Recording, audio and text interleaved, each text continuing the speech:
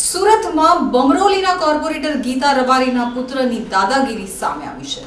સુરતમાં ગેરકાયદેસર બાંધકામ તોડવા ગયેલી ટીમને ભાજપના કોર્પોરેટરના પુત્રએ ધમકાવ્યા છે। મહત્વની વાત છે કે પાલિકાની ટીમ ગેરકાયદેસર બાંધકામ તોડવા ગઈ તે સમયે કોર્પોરેટરના પુત્ર મયુર રબારીએ ટીમને ધમકાવી, ડરાવી અને જાનથી મારી નાખવાની ધમકી આપી હતી।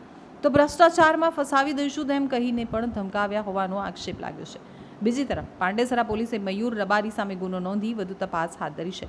કોર્પોરેશનની ટીમને માહિતી મળી હતી કે બમરોલી વિસ્તારમાં ગેરકાયદેસર બાંધકામ કરવામાં આવ્યું છે, ત્યારે પાલિકા તેની ટીમ સાથે બાંધકામ તોડવા ગઈ તે સમયે અચાનક કોર્પોરેટરના પુત્ર મયુર રબારી ત્યાં આવી અને પાલિકાની ટીમને જેમ તેમ બોલવા લાગ્યા અને તમને ભ્રષ્ટાચારમાં ફસાવી દઈશ તેવી ધમકી આપવા લાગ્યા, જેના કારણે ગભરાઈ ગયેલી પાલિકાની ટીમે પોલીસનો સંપર્ક કર્યો।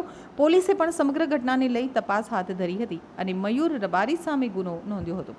તો વડોદરા ભાજપના મહિલા કોર્પોરેટરના પિતાની દાદાગીરી સામે હવેથી વોર્ડ 7ના ભાજપના નગરસેવક ભૂમિકા રાણાના પિતા લાકડી લઈ અને મારવા પહોંચ્યા હતા। કોર્પોરેટરના પિતાએ પૂર્વ કોર્પોરેટર જાગૃતિ રાણાના બાંકડા હટાવવા વિવાદ થયો હતો। સ્થાનિકોએ વિરોધ કરતા કોર્પોરેટરના પિતા લાકડી લઈ પહોંચી ગયા હતા। વાયરલ વિડીયોમાં સ્થાનિકોએ કોર્પોરેટરના પિતાને દારૂનો નશો કર્યો હોવાનું પૂછ્યું હતું, તો કોર્પોરેટરના પિતાએ નશો કર્યો હોવાની કબૂલાત પણ કરી હતી। અગાઉ પણ ભૂમિકા રાણાના પિતા વિવાદમાં આવી ચૂક્યા છે।